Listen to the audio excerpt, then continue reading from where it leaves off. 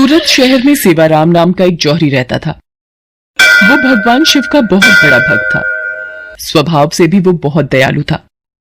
सेवाराम के पास सब कुछ था, पर कमी थी तो एक संतान की।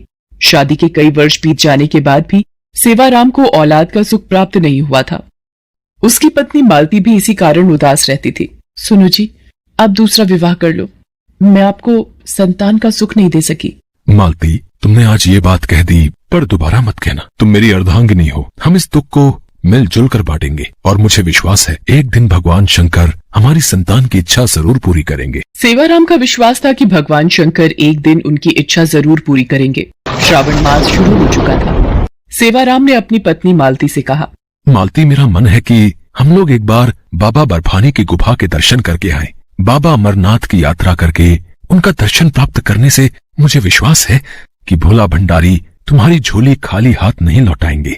हम अमरनाथ की यात्रा पर चलते हैं। ठीक है जी, मैं जाने की तैयारी कर लेती हूँ। सेवाराम और उसकी पत्नी अमरनाथ की यात्रा के लिए निकल पड़ते हैं। रास्ते में जगह जगह वो दान पुण्य करते हुए जाते हैं। बाबा अमरनाथ की यात्रा के रास्ते में जितनी भी लंगर कमेटियां दिखती हैं, सेवाराम वहां यात्रियों की सहायता के लिए किए जाने वाले इंतजामों में अपनी मदद देता है, खूब दान करता है। उसे सच्ची भक्ति थी कि बाबा भोलेनाथ उसे खाली हाथ नहीं लौटाएंगे। ओम नमः शिवाय का जाप करते हुए वो अमरनाथ पहुंचते हैं। मालती, कितना सुंदर और अद्भुत नजारा है। जय भोले बर्फानी। सच में अमरनाथ की गुफा में शिवलिंग के दर्शन करके मन प्रसन्न हो गया। भोलेनाथ, मैं संतान सुख से वंचित हूँ। मालती की गोद में औलाद का सुख भर दो प्रभु। मैं बड़े विश्वास के साथ आपके दर्शनों को आई हूँ। भोले बाबा, मेरी सोनी गोद भर दो। हे भोलेनाथ, आप अपने परम भक्त की संतान प्राप्ति की इच्छा क्यों नहीं पूरी कर रहे? ये लोग सच्ची भक्ति का फल आपसे मांग रहे हैं। देवी पार्वती, मैं भी चाहता हूँ अपने भक्तों को उनकी इच्छा अनुसार वरदान देकर उनकी पूजा और विश्वास को सफल बनाऊं। पर सेवाराम को जो पुत्र प्राप्त होगा उसकी पिछले जन्म के कर्मों के कारण अल्पायु अवस्था में ही मृत्यु हो जाएगी। जो बालक जन्म लेगा, आखिर पिछले जन्म में उसने ऐसा क्या पाप किया है जो इस जन्म में छोटी आयु का योग है? तो सुनो देवी पार्वती, पिछले जन्म में ये बालक जो दोबारा जन्म लेगा डाकू मंगल था। लूटपाट करके लोगों को मार देना, यही इसका काम था। एक दिन, अरे लगता है कोई बारात जा रही है। इससे लूटने में बहुत धन की प्राप्ति होगी। रुक जाओ, बारात तभी आगे जाएगी जब ये सारी धन दौलत रुपया पैसा तुम मुझे दे दोगे। हमें जाने दो, ये तुम सब ये रख लो। मेरे इकलौते बेटे की आज शादी है, हमें जाने दो। नहीं पिताजी, इस डाकू को कुछ मत देना। ये लोग ऐसे ही भोले भाले लोगों को डरा धमकाकर लूट लेते हैं। अच्छा, तुझे मेरे से डर नहीं लगता? तो ये ले।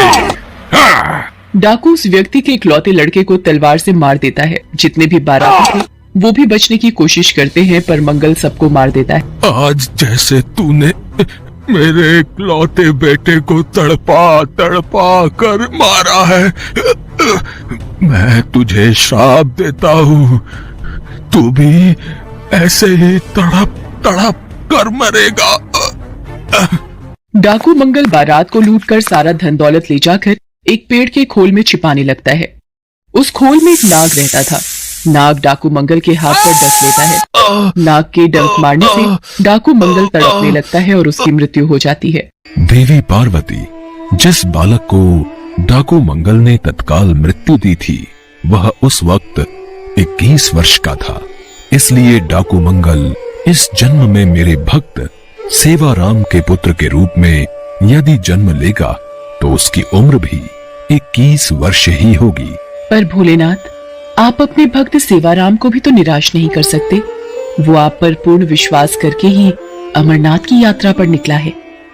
आप उसके विश्वास को कैसे डगमगाने दे सकते हैं प्रभु? ठीक है देवी पार्वती, मैं सेवाराम और मालती की संतान प्राप्ति की इच्छा पूरी कर देता हूँ। अमरनाथ में शिवलिंग के दर्शन करके सेवाराम और मालती एक आस लेकर घर वापस आ जाते हैं। रात को सपने में, उठो सेवाराम, तुमने बड़े विश्वास के साथ मेरी अमरनाथ यात्रा पूरी की है।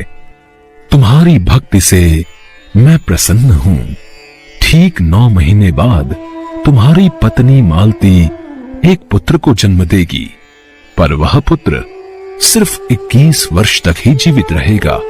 उसके पश्चात उसकी मृत्यु हो जाएगी। ये बात तुम्हें ध्यान में रखनी है। भगवान शंकर सेवाराम को संतान का वरदान देकर ओझल हो जाते हैं। सेवाराम की नींद खुल जाती है। वो शिव जी द्वारा बताई गई बात को ध्यान में रखता है और बिना घबराए बस प्रभु को धन्यवाद देता है। ठीक 9 माह के पश्चात मालती एक सुंदर से पुत्र को जन्म देती है। ये देखकर सेवाराम खुशी से फूला नहीं समाता। भगवान भोलेनाथ का वरदान है मेरा बच्चा, इसलिए इसका नाम भोला रखेंगे। मेरा प्यारा बेटा, मेरा भोला। धीरे धीरे भोला बड़ा होने लगता है। सेवाराम बचपन से ही भोला के मन में शिव भक्ति की लगन पैदा करता है। एक दिन शिव मंदिर में, भोला, तुम्हें एक बात हमेशा याद रखनी है कि तुम्हें हर पल ओम नमः शिवाय मंत्र का जाप करना है। ठीक है पिताजी, मैं आपसे ऐसा ही करूंगा।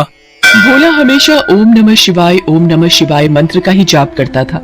सेवाराम भोला के हाथों से खूब दान पुण्य करवाता, भूखों को भोजन करवाता। उसने भोला को शिव के सभी मंदिरों और धाम की यात्रा भी कराई। धीरे धीरे 21 वर्ष पूरे होने वाले थे। एक दिन, सुनो जी, आप भोला को भैया के साथ कहाँ भेज रहे हो, वो भी 1 माह के लिए? मैं अपने बच्चे के बिना कैसे रहूंगी? 1 माह के पश्चात तो इसका 21वां जन्मदिन भी है। मालती, मैं भोला को काशी नगरी भेज रहा हूँ। वहाँ 1 महीना रहकर अपने मामा के साथ भगवान भोलेनाथ की पूजा और साधना करेगा, ताकि इस पर भगवान शंकर की कृपा बनी रहे। सेवाराम जानता था कि भोला की मृत्यु का समय निकट आ रहा है, इसलिए वो भोला को उसके मामा के साथ समझा बुझाकर काशी नगरी भेज देता है। मामा जी, आप मेरे हाथों रोजाना ये यज्ञ, हवन और दान पुण्य क्यों करवा रहे हो?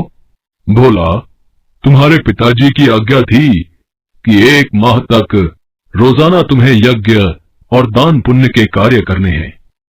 कल सोमवार है, तो कल तुम्हारी पूजा संपूर्ण हो जाएगी। भोला की मृत्यु का केवल एक ही दिन शेष रह गया था। उस दिन सावन का आखिरी सोमवार था। भोला पूरा दिन शिवलिंग की पूजा अर्चना करता रहा। अचानक वो अपने मामा से बोला, मामा जी, मेरी तबीयत कुछ ठीक नहीं लग रही। मैं कुछ देर विश्राम करना चाहता हूँ। ठीक है भोला, तुम चलकर कक्ष में थोड़ी देर आराम कर लो। जैसे ही भोला कक्ष में आराम करने के लिए पहुंचता है तो चक्कर खाकर गिर जाता है और उसकी मृत्यु हो जाती है। भोला का मामा रोने लगता है। भोला, मेरे भांजे, मेरे बच्चे, अरे उठ, अरे ये अचानक तुझे क्या हो गया? तो कुछ बोल क्यों नहीं रहा? प्रभु, भोला ने इस जन्म में आपकी भक्ति के सिवा कुछ नहीं किया। वो जब से धरती पर गया है, आपकी ही पूजा भक्ति की है। फिर तो उसके पिछले जन्म के बुरे कर्म इस जन्म में मिट जाने चाहिए। आपकी श्रावण मास के माह में उसने इतने यज्ञ और दान पुण्य किए। अपने पिता सेवाराम की आज्ञा का पालन करते हुए उसने सिर्फ अच्छे कर्म किए हैं। क्या अब भी आप इसकी आयु के संकट को दूर नहीं करेंगे? मैं जानता हूँ देवी, भोला ने इस जन्म में मेरी बहुत भक्ति की है, इसलिए मैं इस जन्म में इसका भाग्य बदलकर इसे लंबी आयु प्रदान करता हूँ। उठो भोला, उठो। भोला एकदम उठकर बैठ जाता है, जैसे उसे किसी ने नींद से जगाया हो। मामा, मुझे क्या हुआ था? ऐसा लगा मानो भगवान भोलेनाथ मुझे गहरी नींद से उठाने आए थे। हे शिव शंकर, आपकी महिमा अपरंपार है। भोला अपने मामा के साथ सकुशल घर पहुंचता है और सारी बात बताता है, जिसे सुनकर सेवाराम की आंखों में आंसू भर जाते हैं। मेरे भोलेनाथ, आपकी जय हो। आपकी लीला न्यारी है प्रभु। जय भोले बाबा की। ओम नमः शिवाय, ओम नमः शिवाय।